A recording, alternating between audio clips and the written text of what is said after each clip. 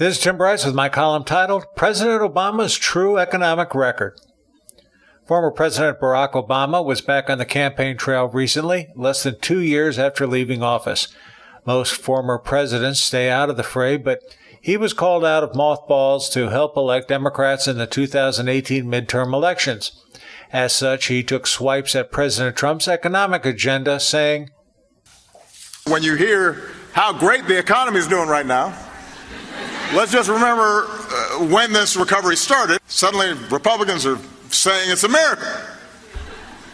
I have to kind of remind them, actually, those job numbers are the same as they were in 2015, in 2016. Whenever you study economic trends, there are two fundamental variables: the gross domestic product, the GDP, which reflects production, and unemployment.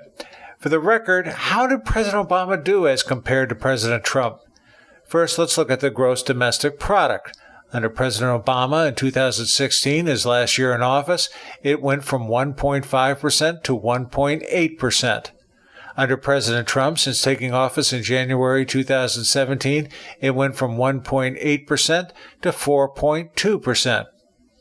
In terms of unemployment rate, under President Obama in 2016, it went from 4.9% to 4.7%.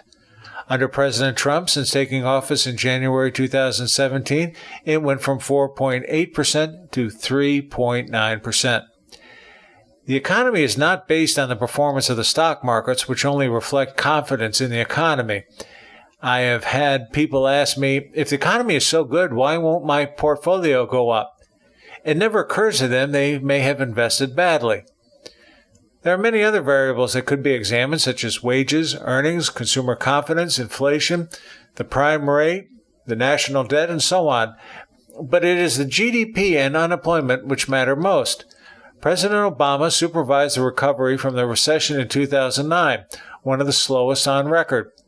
So many people were unemployed, they gave up and wouldn't report their status, which led to fallacious statistics and caused polling companies such as Gallup to define true unemployment.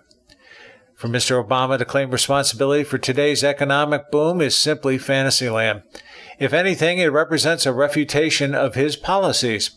It came about primarily for two reasons: President Trump repealing many of the bureaucratic rules strangling American business, and his reduction of the corporate tax.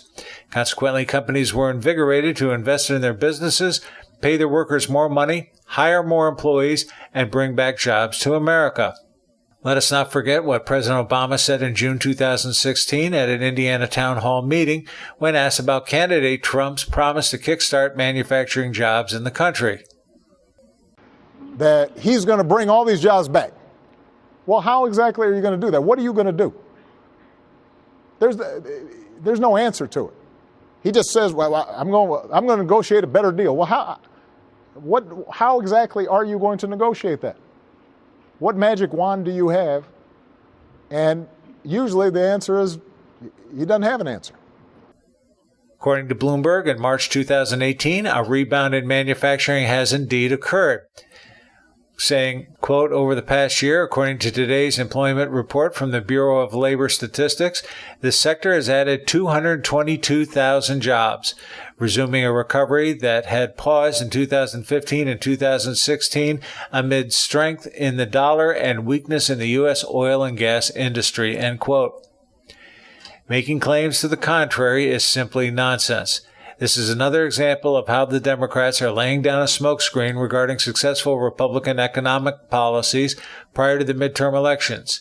It is an act of sheer desperation. Friends, keep the faith. This is Tim Bryce in Palm Harbor, Florida. Follow me on the internet at timbryce.com.